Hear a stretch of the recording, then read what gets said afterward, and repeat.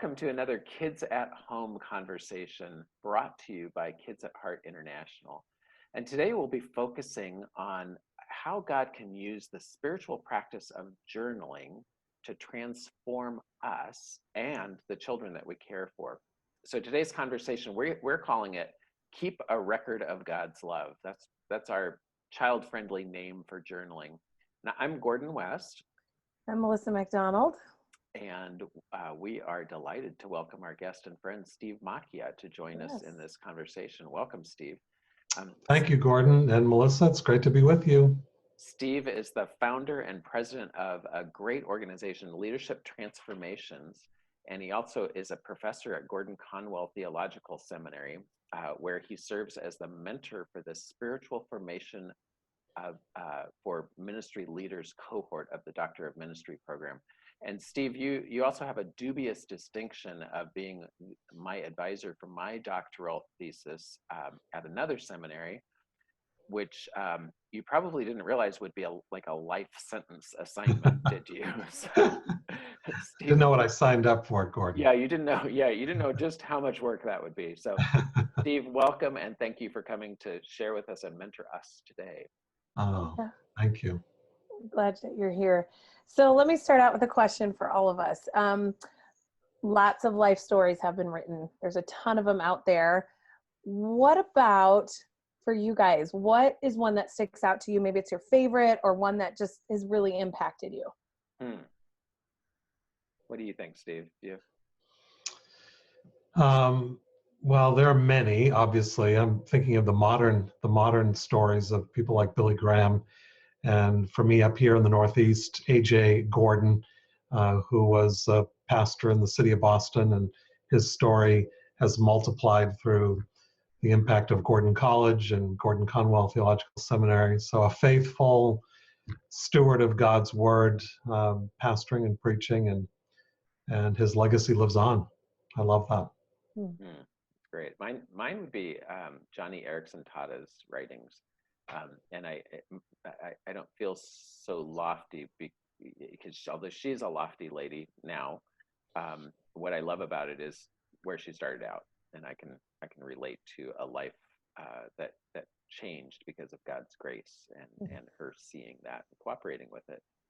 Oh, that's great. I've been reading a lot of autobiographies, memoirs. It's like probably my favorite genre. One I read this year is called Unlimited, Conquering on My Knees, and it's by a pastor from Rwanda. And just his story of growing up in Uganda and actually ended up getting polio and measles and was paralyzed. And he's in his 30s today. And his story of coming to faith and what he's done with that it's just been really impactful. It's been probably my favorite one I've read this year. So really cool book. So and those life stories connect with us. I'm fascinated to hear it's your favorite genre, Melissa, but I think we connect with stories and what's happening. But journaling's not a new practice at all. In fact, St. Augustine apparently in the year 400 AD was quite a journaler. And I love this quote. Let me read this to you. "Why then do I set before you an ordered account of so many things? I'm stirring up love for you in myself and in those who read this, so that we may all say, 'Great is the Lord and highly worthy to be praised.' I tell my story for love of your love." And in Kids at Heart's Transforming Kids Ministry training program, we talk about how kids come to God because of the big people in their life who are living with God. And they take on the values, they take on those lifestyles. And so when we tell our story, the kids are drawn to the God of that story. And in the same way, they can do the same thing. So it's really, journaling is really, we look at it as a practice for kids where we tell our story of love for his love. So all three of us, sorry, my math is bad today, but all three of us. The Lord is with us as well. Oh, yes. So is there also six, just in case anyone's watching and they thought their doorbell rang, that was actually my doorbell ringing. So my apologies. So I think it's FedEx, but I'm going to stay hooked in right here because FedEx can just leave it at the door. Well, so and let me sorry. just tell you, I won't show this session to my daughter's dog then, because the dog goes crazy every time there's a bell on TV and I can't figure out where it came from. But hey, so, okay, well, let's talk about journaling. How did you guys get started? All three of us are journalers, but how did you first get introduced? How did that happen with keeping a record of God's love? Steve, what was that like for you? Who or how or what introduced you to the practice?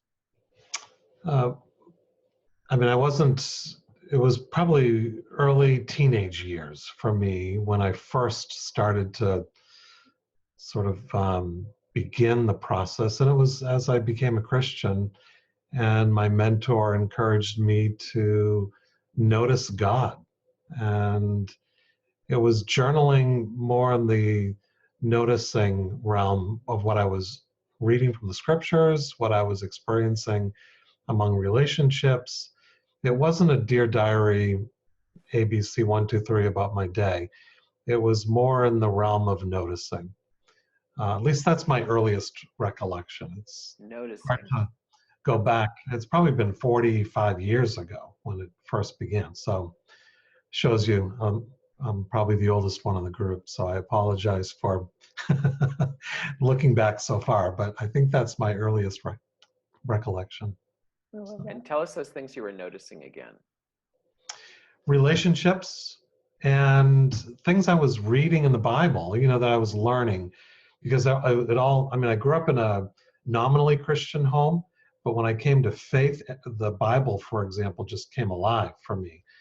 And whether it was the Gospel of John or some Psalms that I was learning, being taught, I would try to capture some words or phrases that were becoming meaningful to me. And then experiences, the friendships and, as a teenager, all the things that we were confronted with. So I was beginning to process, I guess, early on. Great. Thank you. Melissa? I was 11 and I was given a journal for my birthday, and hideous journal. Now I look back, I'm like, that was a really ugly old lady journal to give a kid. But I just was like, oh, and when you're 11 and you're a girl, you have a lot of feelings, you have a lot of emotions. And so my journal probably did start a little bit more diary. Like today I had pizza, and I saw whatever. But I think quickly became the Psalms of my teenage years. Like, I really like this guy. He touched my nose, but I will say of the Lord, like lots of ups and downs. But for me, it was always a prayer journal without me ever saying it was a prayer journal. It was a way I connected with God. It was, here's my innermost thoughts. You already know them, but here you go in journal form. They're embarrassing, a lot of them, to where I'm like, I hope if I have children or my nieces and nephews, it's not something I want my legacy to be, is these journals from my teenage years. But always for me was about connecting with God. Since I know you parents, I do want to share with you that they already told me they've already read all of them. So. Oh, that's delightful, man. I hid those really carefully for a lot of years. Not because I did bad things, but I was just, I really liked boys. So. Well, we don't bring up journaling or any of these spiritual practices we've been talking about to give parents one more thing to do, or to give kids one more thing to do. In fact, I think all three of us are kind of anti-busyness for children. Mm-hmm. That's like a counter message. Really, our goal is to provide yet another tool to help kids fall deeply in love with Jesus, and to create a space where God can work. And it sounds like with both of you that you share stories about how even those early journaling experiences, although they've changed over the years, they were a falling in love. They were a sharing and noticing what's happening, and just that's exactly what we're talking about. It doesn't need to be special or anything like that, but a space for God to work in the child's heart as well as our hearts. I always like to think too, and I say this to kids all the time, like we were created on purpose for a purpose. And so our lives are really evidence of who God is and what he desires in us. And so his love is so evident there. How would you guys define journaling? Like for you personally, how do you define journaling? to me, it's a way to record God at work in my life. So when you look at the biblical text really is one big journal. It's one massive journal telling story after story after story after story. And in the Old Testament, I love some of the stories of, I've parted the sea for you. Now I want you to remember this. So everyone grab a rock and let's build a pile of rocks, because that's going to be our reminder of God's work. So the journal, if you think of it in that term, it was a pile of rocks. It was nothing that was written because they didn't have any way to write. Yeah. And so the preservation of the story came through God blessed journaling that was preserved for us, unlike any other journal. There's nothing like the biblical text that comes alive. And I think I place journaling in the category of reflection. It's the discipline of reflection, of noticing God, pointing him out, and remembering. So whether it's a pile of rocks to make sure that we remember that the sea was parted for us, or frankly, if we're in our various churches, we go to the table of the Lord, maybe weekly, maybe daily, maybe monthly or quarterly. But why do we keep going back to the Lord's Supper, the Lord's table? It's to remember. It's to remind us, otherwise we forget. And I look at my journal as a place where I don't want to forget, because if I don't record it, if I don't mark it, or if I don't take a picture of it, or if I don't have a conversation about it, or if I don't write it out in my journal, it gets lost. Yeah. And I really do believe that action without reflection becomes meaningless action. Oh, Steve, that was so rich. You should probably say that last thing again. Action without reflection becomes meaningless action. It's from the ancients. I don't know the original source, but it's become a part of my life that if I don't reflect on my life, I lose it. I forget it. Yeah. So I want to either take a picture of it, or jot something down about it, or have a conversation about it multiple times. And it's like any good educational experience. You lose the learning if you don't rehearse it, if you don't go back. And journaling is a rehearsing of the story that God is creating, is shaping. And we think about, you brought up Old Testament times. Every time the Israelites were in trouble, it was because they forgot. It's because they forgot, right? When they remembered, they were on track, and as soon as they started forgetting, they got off track. And I love you said noticing, pointing out, and remembering. And think about within our homes. I mean, when we as adults can notice God at work, point it out in our journal, but also with our family, and then help our children remember it. Great tools. I mean, it's as simple as that. And when you mention the rocks, some of us look at this and think, well, can kids actually write? Can they do these things? And it's like, well, first of all, it doesn't have to be writing. Yeah, it doesn't. Journal. I love your picture. Kids could make a rock journal. Kids could do a lot of things, but it's somehow keeping that record of love. When of God's love. Steve, when you say take a picture of it, do you actually use photography as some journaling at times? Yeah. If I don't have my journal handy, but I have my iPhone or my camera handy, I'm going to take pictures. And the capturing of the beauty of the image of the person or the experience or the place evokes within me the remembrance. And I really feel that that's what journaling is. Journaling is helping us remember. Journaling is a place where we reflect on our life. And journaling is a place that says, remember that moment? Remember the time when God did or said or allowed us the experience of? So I've actually taken pictures. I also drawn pictures in my journal. And right now my written journal, I have an online journal and a written journal. My written journal is, I only use colored pens in my written journal. I don't want black ink and white paper. I want color. I want to see color. So whether I'm writing or drawing or doodling or sketching or rewriting a passage of scripture, that's for the written journal. My online journal is for longer reflections, when I want to make sure that I'm really writing out my prayers or my, confessing, or, just delighting in God, and or giving gratitude and thanks. So I've got a whole section of my journal just as gratitude, a gratitude journal. I really believe in journaling. I believe in the importance of it. It's not necessarily the same for everybody, but I do think everyone needs to figure out a way to remember. Well, you've opened some doors for us with that. That it doesn't have to be sitting down, writing, and thing. And I think we have a lot of misconceptions like that. That it can only be one thing. And we want this to be something that's approachable for all of us, but also Right. for our children. So are there other misconceptions that you can help us kind of break the wrong concept of journaling? What are some things that maybe we need to set aside? I'm going to interrupt super quick Yeah. because Go for it. as you were talking, Steve and Gordon, I keep going back to Psalm 78, which is all about, so your children don't forget, and it's telling about the glorious deeds of the Lord, so the next generation will know. And it's very much a verbal journal. It's us telling over and over again what God has done, over and over what God has done. And then it talks about, like, don't be like the warriors of Ephraim who forgot what he had done. And I love to preach out of Psalm 78 because I always say, how do they forget? It's because we forgot and we stopped telling what God has done. And so I love that. It's a reflecting, it's a remembering, it's all of that. And I think there are times, especially with littles, that journaling can be a very verbal thing. Like, this is what God has done. Let me tell you the story of this.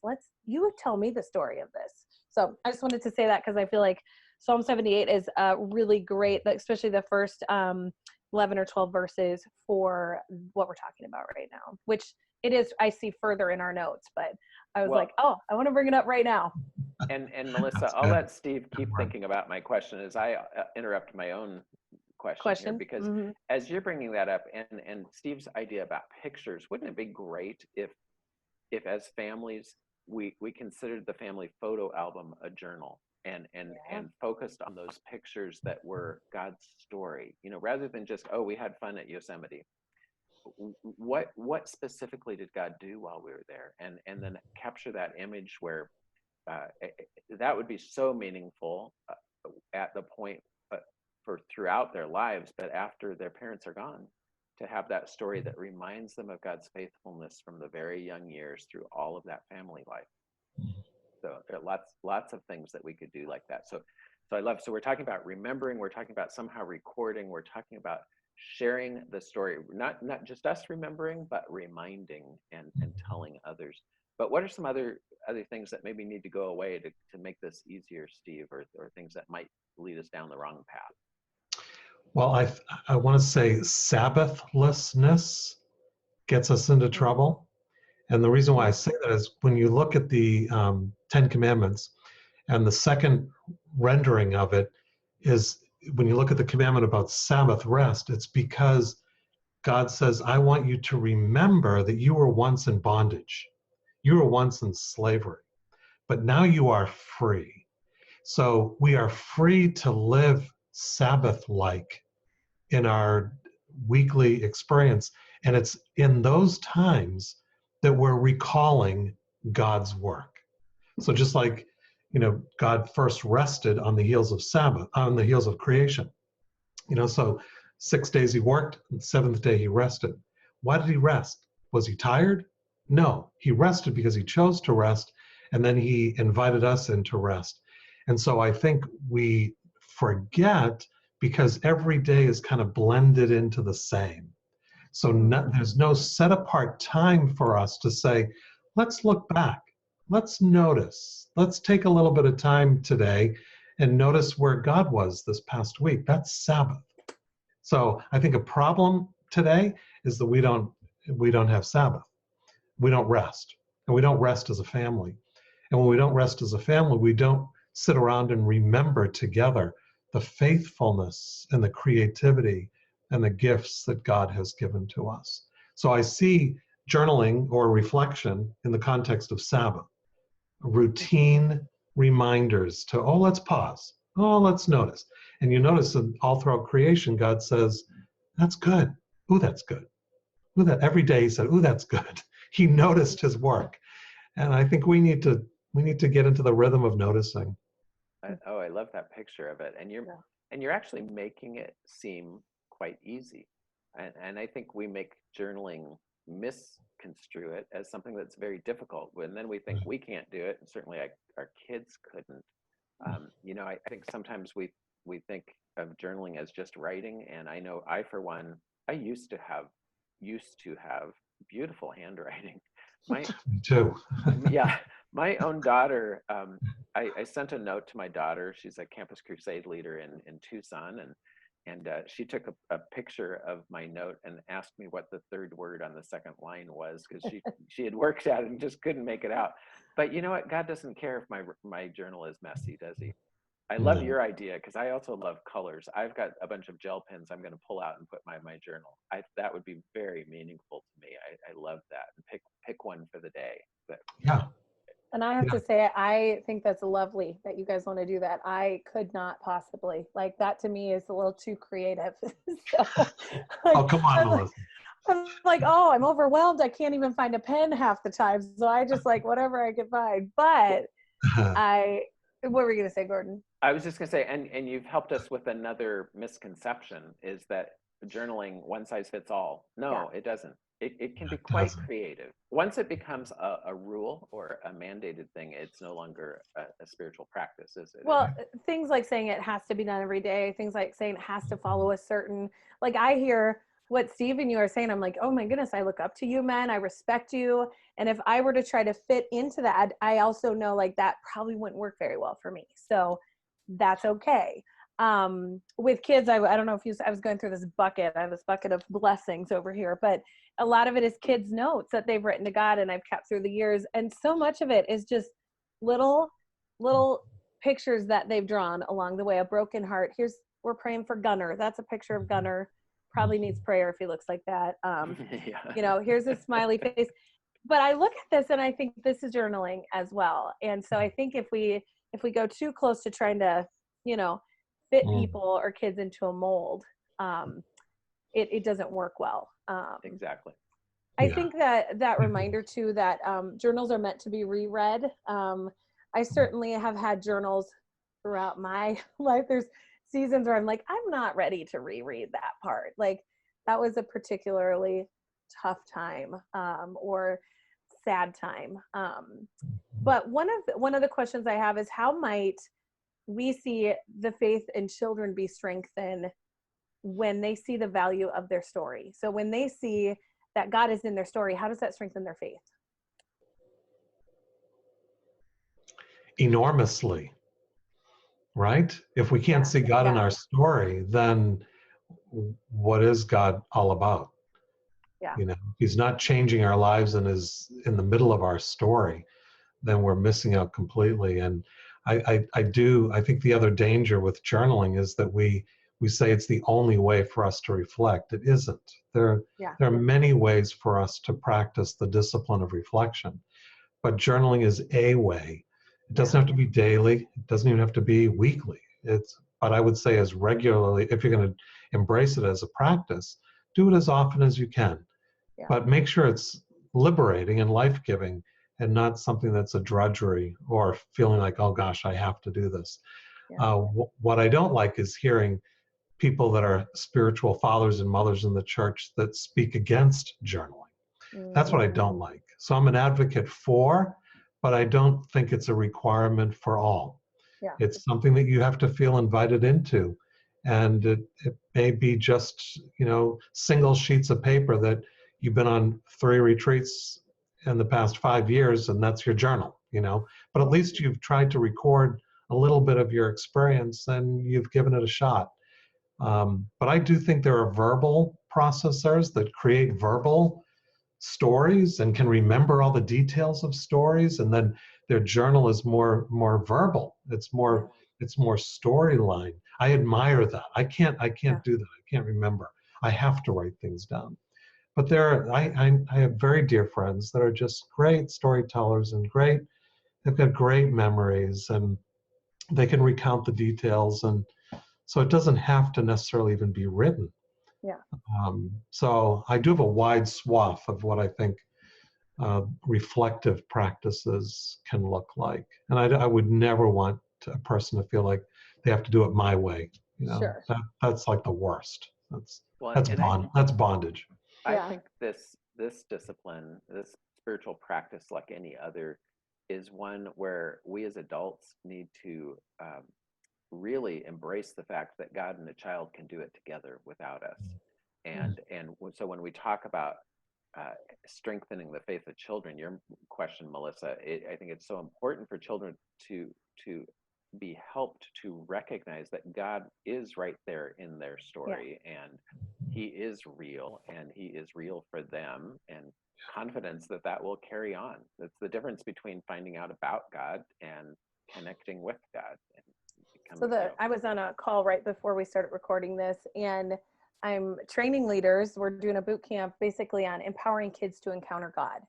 And a lot of that actually is more about empowering adults to not get in the way of kids encountering God, but that doesn't sell. So I rephrase it nicely. But here's the how not to do list. Exactly. But what I told them today, and this is what I do with kids all the time, I'll say, guys, you're not here by accident. God has you here for a reason. You don't want to miss what God has to say or God has to show you. And so I think there's such power in them remembering to notice, look for God. God's always at work. God never wastes any moments. And I speak a lot at camp, Steve. And so one of the things kids will go is, well, my mom just wanted me out of the house. Well, that might be true, but God wanted you here.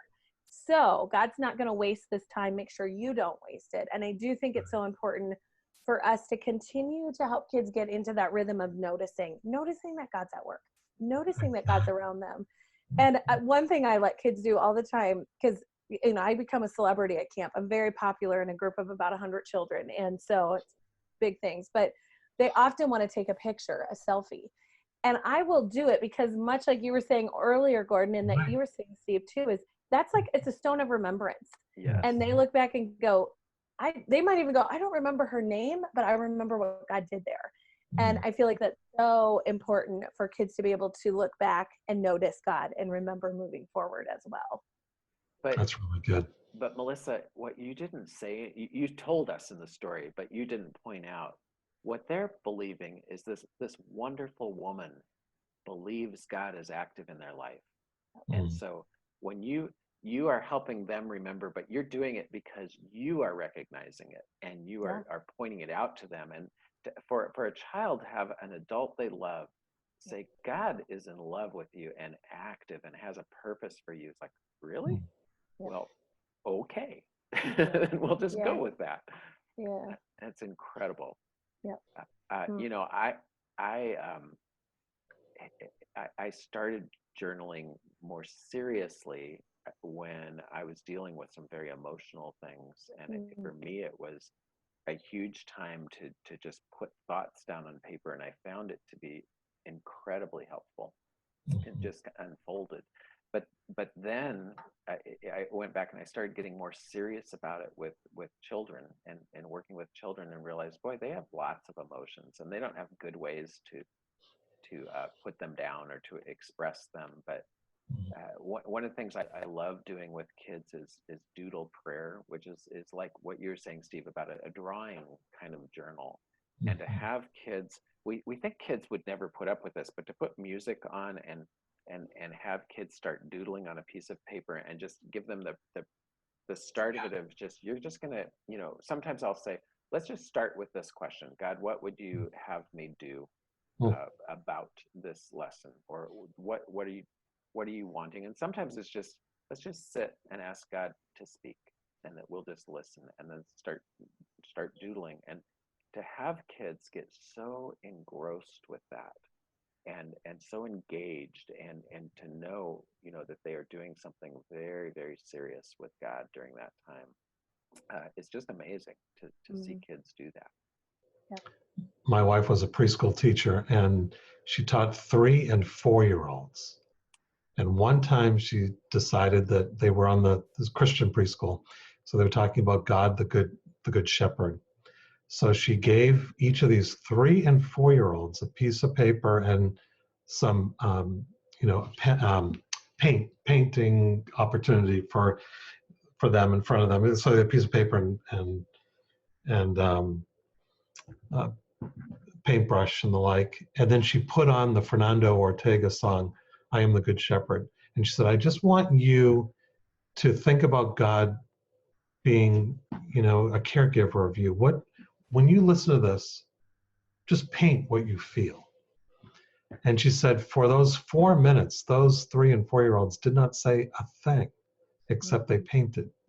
Now, what do 3 and 4-year-olds even know about shepherds and shepherding? And, they had heard the Bible story and they had listened to a song, but they were recording what they were feeling and noticing. And the paintings, she said, were just unbelievable. And she told the story to the parents. This is what we did, and this is what your child created, and very meaningful. And that's 3 and 4-year-olds. Yeah. Yeah. My favorite age, by the way. I love 3 and 4-year-olds. Yeah. So, Sassy age. I love them too. they have so many skills and so much knowledge about what's happening. But yes, fabulous to have them share that and their reality. They are so much more intricately and wonderfully made than we give them credit for. Well, I think sorry, Gordon. I think it's important to note too that there are, through different developmental stages, kids often are better at doodling and pictures than verbalizing or writing because of how their brain is developing. And so if you're a parent watching this and you're like, oh my goodness, my 6-year-old is not journaling because they're not writing words, or I have to help them spell the word, they might do better drawing a picture. They might do better doodling. And that is important to notice because I think I didn't say this earlier, but I do think one of the misconceptions can be that what they write or they draw has to be understood by us adults. Right. And that's actually not important. We don't need it. Like if God did it, and I don't need to understand it to affirm that God was there. So that's important as we look at this. I have a lot of background in child development, and that's important, I think, to remember, because you might be a parent watching this going, something's wrong with my kid. All they do is draw pictures. That's great. They're actually right on track, and let them do that and understand that they are connecting with God, whether you completely understand why there's a picture of a dog right there or not. So that's a good word. And you know what, Melissa, I got to tell you probably wouldn't understand my journals either. So it's okay. God does. Exactly. I can't read my own writing. Yeah, I said you certainly couldn't read it, but if you deciphered it, you wouldn't do it. Well, I can't believe our time has just flown by, but I want to remind our listeners that if they go to www.kidzathome.org, kids with a Z, we have a free, reproducible, downloadable resource guide that has a number of tips for them and also some age-level activities that they can put into practice. We love it when people are taking pictures, their families doing some of these practices. We want to see you helping your child engage in journaling, but also other spiritual practices, and then hashtagging it with Kids at Home, kids with a Z, with a hashtag. And Steve, you have written an incredible book called Legacy. Tell us about that book. Well, when I turned 60 a couple of years ago, I gave to my children a gift, and it was 60 life reflections for the next generation. And basically it was a compilation of journal entries of my own that were written for them, and then I put it into a book for a wider audience, took some of the real personal stuff out, and made it a place for parents and grandparents to think through what is it that they want to pass on to the next generation. And so it's called Legacy, 60 Life Reflections for the Next Generation.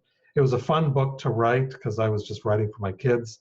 And then it's been great to just make it more widely accessible. Every section of the 60 is given space for parents and grandparents to jot their own notes, things they want to pass on to their kids.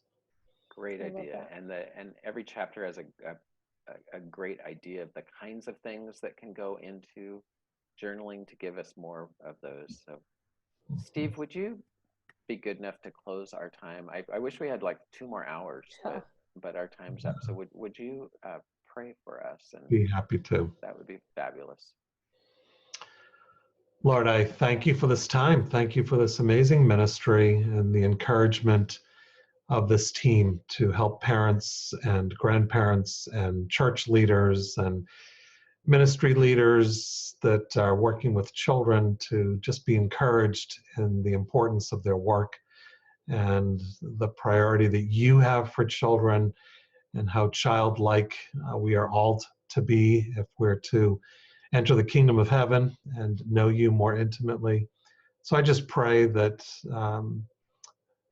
this ministry would be multiplied because of your strong hand of blessing that's upon it.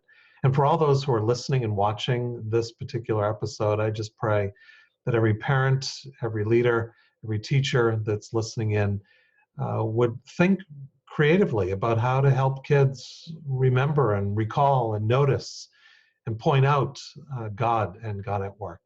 Because that's really our heart's desire. Our heart's desire is to know you.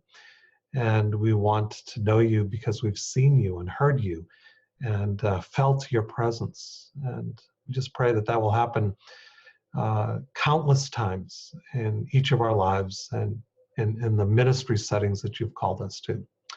So Lord, have your way in us for your honor, for your glory, and for your name's sake.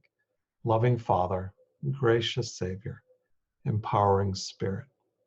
Amen. Amen. Christian school teachers, preschool leaders, children's pastors, family pastors, we want to encourage you to take this video and the others and share it with your families, resource them with these tools, reproduce that resource guide and give it to them, whatever can help you help the homes. That's what this series is about. Thank you so much, Steve. We appreciate it. I will get to work on my thesis right away. And Melissa, once again, thank you so much. Yeah, God bless it's good you to be both. on. God bless you all.